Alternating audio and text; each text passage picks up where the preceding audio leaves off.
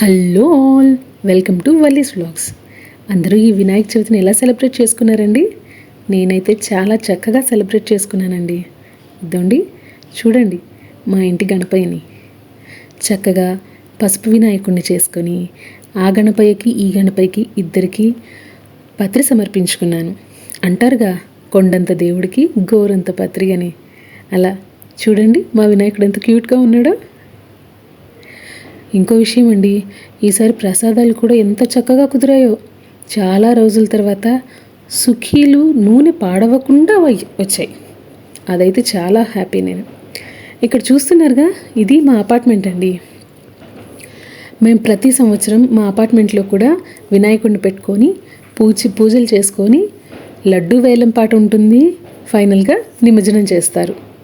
చూసారుగా, ఇక్కడున్న ఈ డెకరేషన్ అంతా కింద వినాయకుడిని పెట్టినందుకే. చూస్తున్నారా ఎంత చక్కగా? ప్రతి సంవత్సరం సెల్లార్లో ఇలా అరేంజ్ చేసుకొని బాగా వినాయకుడిని మా కన్వీనియంట్ని బట్టిలేండి, అందరికీ వీలయ్యేటట్లుగా చూసుకొని ఇన్ని రోజులు అని డిసైడ్ చేసుకుంటాము. ఆ అరేంజ్మెంట్స్ ఇవన్నీ. అన్నట్టు ఇక్కడ ఒక గ్రూప్ చూస్తున్నారు కదా, మా అపార్ట్మెంట్ యూత్ అండి వీళ్ళందరూ. ఈసారి ఈ వినాయక చవితిని తమ భుజస్కంధాలపై వేసుకొని మరీ చేస్తున్నారు. గ్యాంగ్ ఆఫ్ రితికా ఎస్టేట్ అన్నట్టు. ఇదో మా వినాయకుడు మా అపార్ట్మెంట్లో కొలువు తీరాడు. అలా పూజలన్నీ అయిపోయాక స్వామికి నమస్కరించుకొని మా పిల్లల గోలకు అలా రెడీ అయ్యి అలా వెళ్ళాం నెల్లూరంతా చూద్దామని.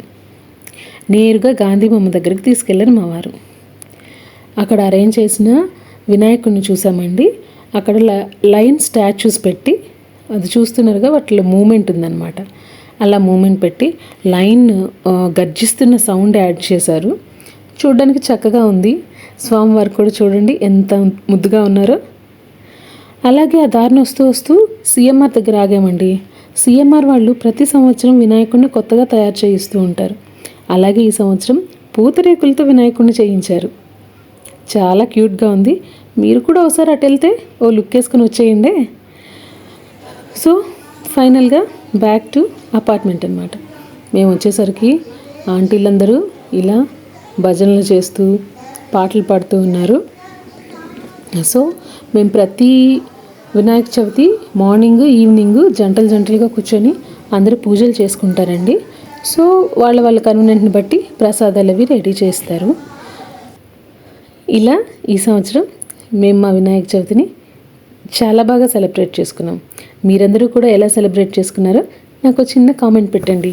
ఈ వీడియో కనుక మీకు నచ్చినట్లయితే లైక్ చేయండి, షేర్ చేయండి, నా ఛానల్ని సబ్స్క్రైబ్ చేసుకోండి. Thank you.